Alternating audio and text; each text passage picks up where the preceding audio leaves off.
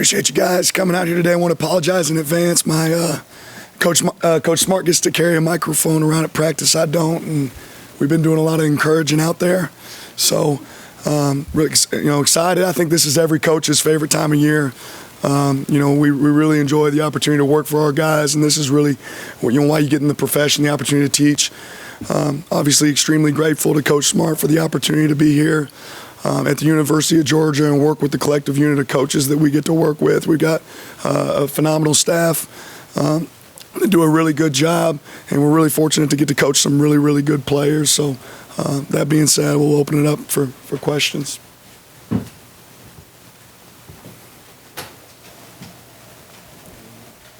was just asking about the defensive coordinator, the hiring. When you talked to the Sugar Bowl, it's kind of up in the air. I mean, how did that transfer? Was there a formal interview, or were you just kind of on the fence waiting, or how did that shake out? I think one thing that's great about Coach Smart, anybody that works for Coach Smart, puts himself in a position every day where he's training you for opportunities moving forward. He wants you to think outside the box.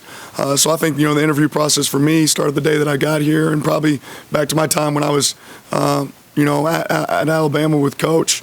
But I think that's for every one of our coaches on our staff, is he puts you in situations where you have to think, try to be ahead of the curve and prepare yourself for a situation if something changes and an opportunity presents itself.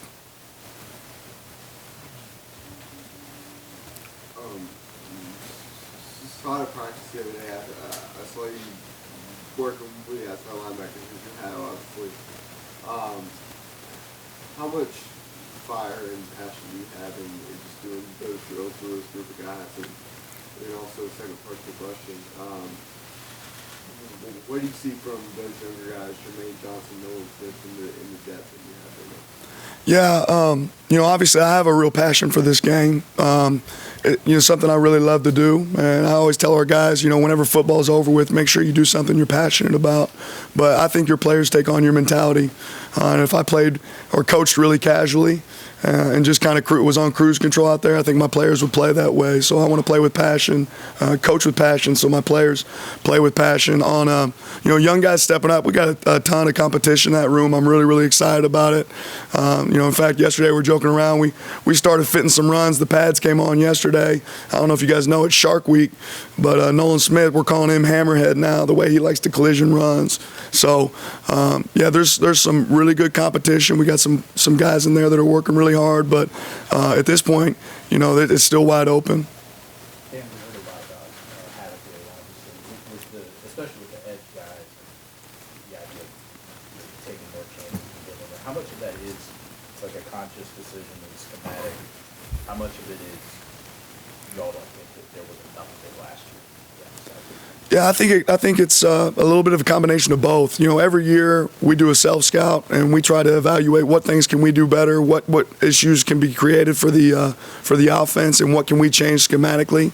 And then I think every fall when you start, you say, okay, what are the points of emphasis?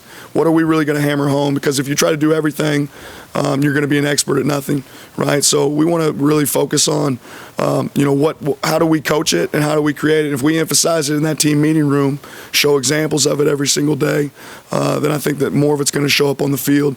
But yeah, in correlation with also what we're doing different schematically, I think that's going to help as well. In terms of the returning outside linebackers, since last season, can you single out one or two that have shown you that they're ready to take the next jump in terms of productivity? Yeah, I think it'd be hard to single out one or two, but I mean, there's some guys that have had a really good camp so far, and obviously we're only 3 days in. Walter Grant's a guy that moved around a lot in the spring and has done some really good stuff coming back, working with us more full-time this fall. Aziz Ojulari is a guy that finished off the year last year really strong and is doing really well, but I don't think you could put aside the work that Rob Beals put in, Adam Anderson's put in. So, I mean, it's hard to just sit here and say this guy, that guy. And obviously we have some newcomers we're really excited about. Newcomers of Nolan Smith, and you saw him in the spring. What are you sort of seeing out of him so far, with all the hype that surrounds him? One thing coming in with guys, you want to make sure that it's not just about stars. And I think, coming to college is a humbling experience for any person. So Nolan handled that the right way, but he's really eager to learn. He's extremely bright and smart. He's one of those guys that he signed his signing day papers, and then the next day he's like, Coach, where's my playbook at? right? That's Nolan, and he's great for our room. He motivates our guys. He plays really hard, and you can overcome a lot of young mistakes when you play hard, and that's what's exciting probably about Nolan. Coach, you had an opportunity in the Sugar Bowl, obviously, to coordinate this defense. So how did you think that went, in general, and any lessons, any takeaways from that brief time? You watched the Sugar Bowl? Yeah. Yeah. No, I mean, obviously a great learning experience. Great opportunity, but we didn't take advantage of it. I think it left a sour taste in our mouth, but that was last year, and this is, 2019 team's a completely different team than our 2018 team, and that's the focus. On the very first day, we talked about the guys that were there before and the guys that are there now, and it's a different group, right? So, that game, I won't say is put behind us because we acknowledge them, what happened, but we've moved on from that, and we know that this is a completely different team at this point. But was that somewhat of a glimpse as to what DeAndre Baker and DeAndre Walker meant to that defense last year? Yeah, they were great. They were big keys, to our defense. But I'll say this, especially going into this year, we're not going to play 11 players on defense, right? We're going to play a lot of guys. We got a lot of experience returning, right? I'm looking to play as many guys as we can that are ready to play, right? So now the expectation is to find the guys that can go in there, put themselves in position to go play, right? And then who's going to take advantage of those opportunities? We'll play as many as we can, The Sugar Bowl itself, the game itself, and the lead up to it, how similar were you effectively the defensive coordinator at that point? And if not, what was your role then? What is your role now in terms of? I mean, it was a team effort then, and it's a team effort now, right? And obviously, yeah, I'm that right now. I'm charged with being the head coach of the defense. My job is to make Coach Smart jobs easier, right? But I don't do that alone. I do that with every one of the coaches we have on defense, with Coach Schumann, Coach Scott, Coach Warren, and it's going to be a collective unit from today all the way to the end of season, right? And that's the way we're always going to operate on game day. Will there be a little bit of an executive committee? Yeah, at times, right? But it all starts with our head coach. And lucky for me, every day where I'm having a question, how would I operate as a defensive coordinator in that room, I can just look to my left and look at the guy that was the best D coordinator in the nation for 9 years, right? And ask him the question. So as long as I'm here, it'll always be committee. We'll always work together to get what we need to get accomplished. But there's some things I'm going to be charged with that require some more decisions to be made. So, as you kind of look back at your career path, whether it be Alabama, whether it be before then, I mean, as you go through this ride, is it kind of always a dream of yours to be a DC coordinated? Yeah, absolutely. I've always had the goal to be able to be in a position I am now, and honestly realize how fortunate I am to be in that spot, because I know how many good coaches don't get this opportunity.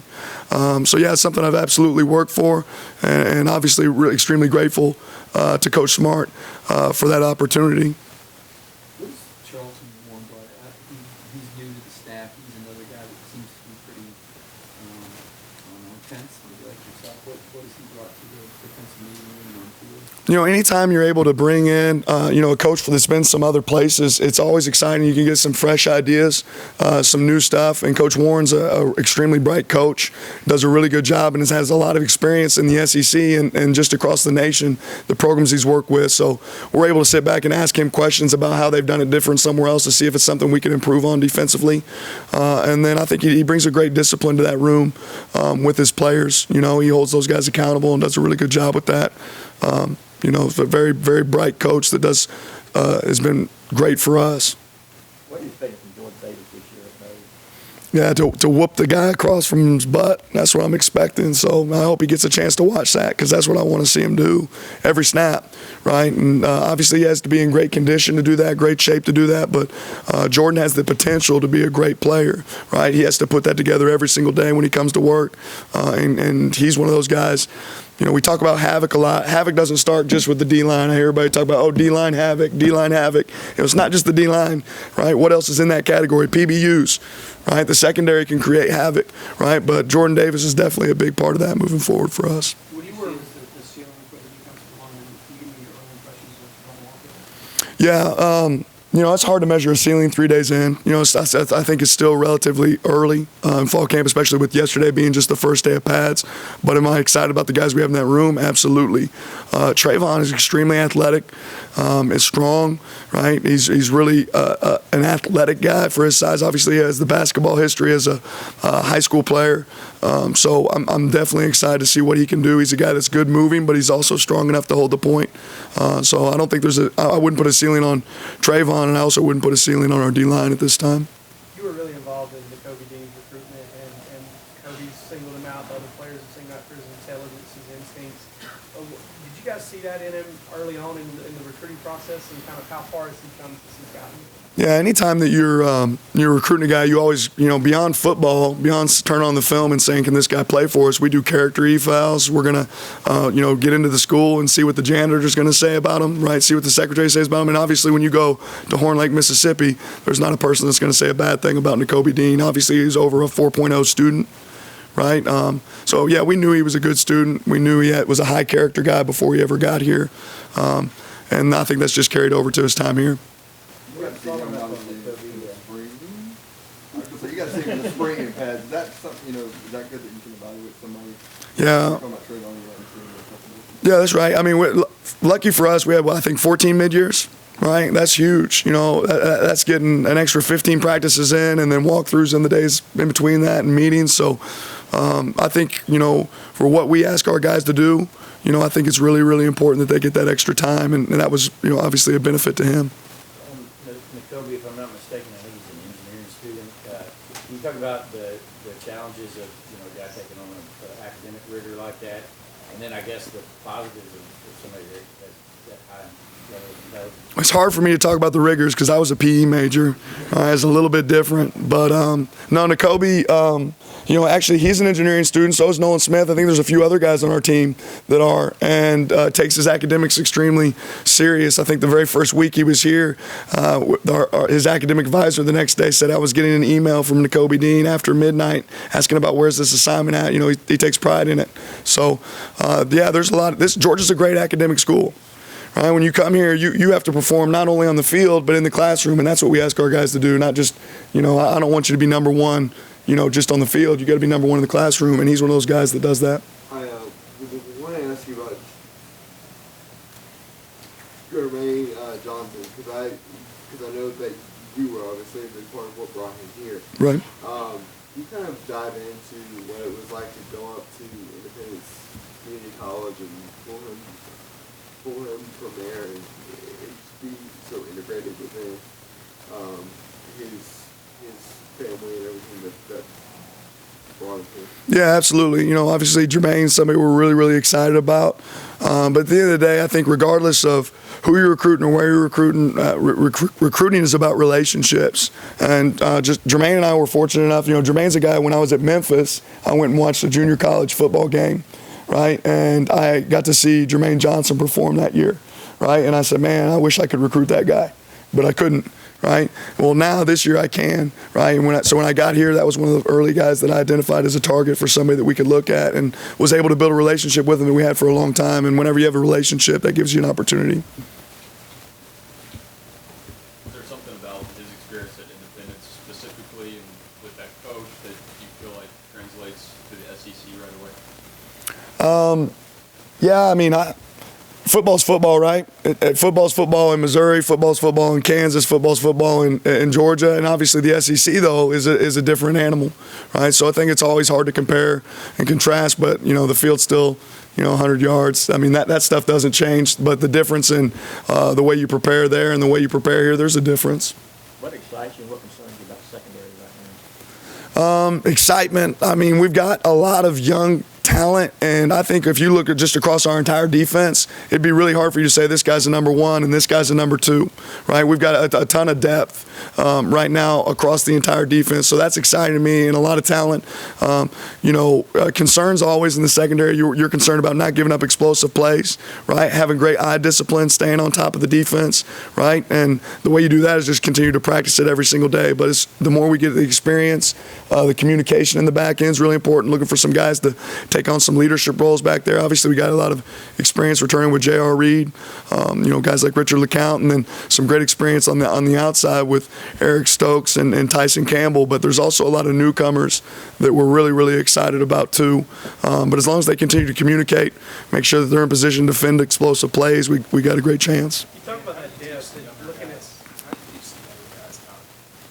talk about competition all the time. How do you teach guys who have been dominant in many ways in high school? Well, you put them in a competition scenario. So what do we do? We try to create competition every day. And like you said, a lot of these guys are coming from a situation at their team where they're the best player on their team, and maybe that competition didn't exist. But when you walk out of that field at Georgia, you better get ready to strap it on and go to work, right? Or somebody else is going to move ahead of you. So competition almost creates itself in our practice because we've got a lot of great players.